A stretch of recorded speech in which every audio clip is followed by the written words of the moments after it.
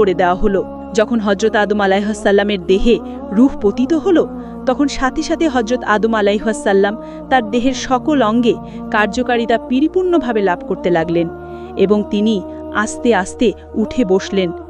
বসার সাথে সাথে হজরত আদম আলাইহিসসালাম একটি হাঁচি দিলেন এবং নিজ থেকে পাঠ করলেন, আলহামদুলিল্লাহ। আল্লাহ রাব্বুল আলামিন অত্যন্ত খুশি হলেন। অতঃপর হজরত আদম আলাইহিসসালাম নিজ অস্তিত্ব লাভের শুকরিয়া হিসেবে 2 রাকাত নামাজ আদায় করলেন। হজরত আদম আলাইহিসসালামের নামাজ শেষ হওয়ার পরে তার জন্য সেখানে মণিমুক্তার স্বর্ণরূপক দ্বারা আবৃত অতি সুন্দর একখানা সিংহাসন আনয়ন করা হলো। আল্লাহ তাআলার আদেশে হজরত আদম আলাইহিসসালাম সেই সিংহাসনে উপবেশন করলেন। এরপর আল্লাহ রাব্বুল আলামিন সকল ফেরেশতাদেরকে লক্ষ্য করে বললেন, হে ফেরেশতারা, তোমরা হজরত আদম আলাইহিসসালামকে সম্মান প্রদর্শনের জন্য সিজদা করো। আল্লাহর হুকুমের সাথে সাথে কোটি কোটি ফেরেশতা হজরত আদমকে সিজদা করলেন। সিজদা থেকে মাথা তুলে সকল ফেরেশতা লক্ষ্য করে দেখল, শুধুমাত্র আজাজিল ব্যতীত সকল ফেরেশতারাই আদমকে সিজদা করেছে। আর আজাজিল উক্ত মজলিসের একপাশে দাঁড়িয়ে রয়েছে। অতঃপর সকল ফেরেশতারা পুনরায় আবার সিজদাতে পতিত হল। তাফসিরের কিতাবের মধ্যে লেখা আছে, তারা দ্বিতীয়বার সিজদা দিয়েছিল আল্লাহ তাআলার শুকরিয়া আদায় করার জন্য, আর প্রথমবার সিজদা দিয়েছিল আল্লাহর হুকুম পালন করার জন্য। অতঃপর আল্লাহ তাআলা আজাজিলকে লক্ষ্য করে বললেন, আজাজিল, তুমি কি করে আমার হুকুমকে অমান্য করলে? তখন আজাজিল বলল, আপনি আদমকে সৃষ্টি করেছেন সাধারণ মাটি দ্বারা, আর আমাকে সৃষ্টি করেছেন আগুন দ্বারা। আগুনের স্বভাব সে সবসময় উপরের দিকে থাকে, আর মাটির স্বভাব সে সবসময় নিচের দিকে থাকে। যদি প্রয়োজন হয় সে আমাকে সিজদা করবে, কারণ আমি আগুনের তৈরি। আমি কেন মাটির তৈরি আদমকে সিজদা করতে যাব? সে যখন এইভাবে আল্লাহ তাআলাকে যুক্তি দেখালো, তখন আল্লাহ তাআলা রাগান্বিত হয়ে তাকে লক্ষ্য করে বললেন, হে নাফরমান, তুই এখান থেকে বের হয়ে যা। তুই আমার আদেশ অমান্য করার কারণে আজ থেকে চির অভিশপ্ত হয়ে গেলি। আল্লাহ তাআলার এই হুকুমের সাথে সাথে আজাজিল ফেরেশতা ইবলিস শয়তানের পরিণত হয়ে গেল। আল্লাহ তাআলা যখন তাকে অভিশপ্ত করলেন এবং জান্নাত থেকে বিতাড়িত করলেন, তখন শয়তান বলে উঠল, হে মেহেরবান খোদা, আমি 6 লক্ষ বছর যাবৎ আপনার ইবাদত বন্দেগী করেছি এবং ফেরেশতাগণকে বিভিন্ন প্রশিক্ষণ দিয়েছি। অতএব আমার সমস্ত ইবাদত এবং সমস্ত খিদমতের ওসিল্লায় আমি আপনার নিকট কয়েকটা জিনিস চাচ্ছি।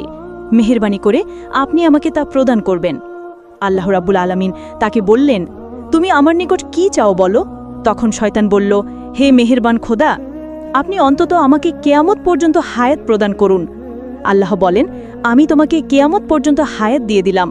তখন ইবলিস আবার আল্লাহ তাআলাকে লক্ষ্য করে বলল, হে মালিক, আজ যেই বনি আদমের কারণে আমি জান্নাত থেকে বিতাড়িত হইলাম, সেই বনি আদমের শিরায় শিরায় প্রবেশ করে তাদেরকে ওয়াসওয়াসা দেওয়ার মতো ক্ষমতা আমাকে প্রদান করুন। আল্লাহ তাআলা বললেন, তোমাকে তাও প্রদান করা হলো।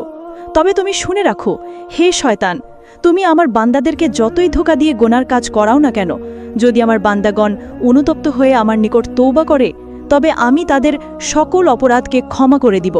এর পাশাপাশি যারা আমার প্রকৃত বান্দা, সেই সমস্ত বান্দাদের ক্ষতি তুমি কখনোই করতে পারবে না। আল্লাহ রাব্বুল আলামিনের সাথে সকল কথাবার্তা শেষ হওয়ার পর শয়তানকে জান্নাত থেকে বিতাড়িত করে দেওয়া হলো। অতঃপর হজরত আদম আলাইহিসসালামের সিংহাসনখানি আল্লাহ তাআলার আদেশক্রমে জান্নাতুল ফেরদৌসে নিয়ে যাওয়া হলো। সেখানে হজরত আদম আলাইহিসসালামকে পরিপূর্ণ মাত্রায় স্বাধীনভাবে চলাফেরা করা এবং সকল নাজ নিয়ামত উপভোগ করার অধিকার দেওয়া হলো। কিন্তু হজরত আদম আলাইহিসসালামের মন কোনো দিকেই আকৃষ্ট হল না। শুধুমাত্র ইবাদত বন্দেগী এবং নীরবে বসে বসে তিনি দিন পার করতেন। কিন্তু প্রাণীজগতের চিরাচরিত স্বভাব থেকে তিনি মুক্ত থাকতে পারলেন না। তিনি বেহেশতের অসীম নিয়ামতের মধ্যে থেকেও সঙ্গীর সাথীর অভাব বোধ করতে লাগলেন। তাই তিনি আনন্দহীনভাবে জীবনযাপন করতে লাগলেন। এদিকে আল্লাহ তাআলা এই বিষয়টি অবগত হয়ে হজরত জিব্রাইল আলাইহিসসালামকে হজরত আদম আলাইহিসসালামের নিকট প্রেরণ করলেন। হজরত জিব্রাইল আলাইহিসসালাম হজরত আদম আলাইহিসসালামের নিকট গিয়ে তাকে লক্ষ্য করে বললেন, ভাই আদম, বেহেশতে আপনার কেমন লাগছে? উত্তরে হজরত আদম আলাইহিসসালাম বললেন, ভাই জিব্রাইল, সবাই ভালো লাগে। চতুর্দিকে তৃপ্তিকর পরিবেশ, এই সব কিছুই প্রশংসার যোগ্য। তবু প্রাণে যেন কিসের এক অভাব অনুভব করছি, যা আমি আপনাকে বুঝিয়ে বলতে পারছি না। আপনি আল্লাহর নিকট জেনে নেবেন এমনটা কিসের জন্য আমি অনুভব করছি। হজরত জিব্রাইল আলাইহিসসালাম বললেন, হ্যাঁ, আমি আপনার এই অভাবের খবর জানি। আল্লাহ তাআলা আমাকে আপনার এই অভাব পূরণ করার জন্যই পাঠিয়েছেন। আপনি চিন্তা করবেন না, অতি অল্প সময়ের মধ্যেই আমি আপনার সেই অভাব এবং আপনার মন কিভাবে ভালো হয় তার সমস্ত ব্যবস্থা আল্লাহ তাআলার পক্ষ থেকে করে দেব। এই কথাগুলি বলে জিব্রাইল আমিন সেদিনের মতো তার কাছ থেকে বিদায় নিয়ে চলে গেলেন। অতপর পরের দিন ফজরের পূর্বে হজরত জিব্রাইল আলাইহিসসালাম আল্লাহর ইচ্ছাক্রমে আদম আলাইহিসসালামের ঘুমন্ত অবস্থায় তার নিকট আসলেন। এরপর কুদরতি কায়দায় হজরত আদম আলাইহিসসালামের একখানি বাম পাঁজরের হাড় বের করে নিলেন। অতপর উক্ত হাড়ের উপর রক্তমাংস ও চামড়ার আবরণ দিয়ে সজোরে ফুঁক দিলেন। হজরত জিব্রাইল আলাইহিসসালামের ফুঁকের সাথে সাথে উক্ত হাড়টি একজন নারীর আকৃতি ধারণ করল। এরপর হজরত জিব্রাইল আলাইহিসসালাম হজরত আদম আলাইহিসসালামকে ঘুম থেকে জাগ্রত করলেন।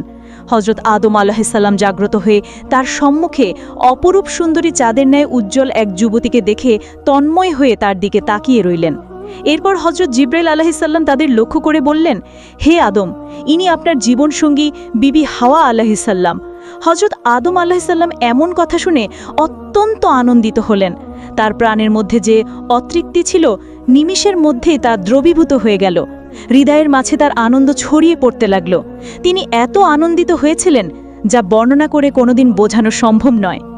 তাফসিরের কিতাবের মধ্যে এসেছে, পৃথিবীতে আল্লাহ তাআলা যে কয়েকজন নারীকে সবচাইতে বেশি সৌন্দর্য দান করেছেন, এদের মধ্যে হজরত হাওয়া আলাইহিসসালাম ছিলেন অন্যতম।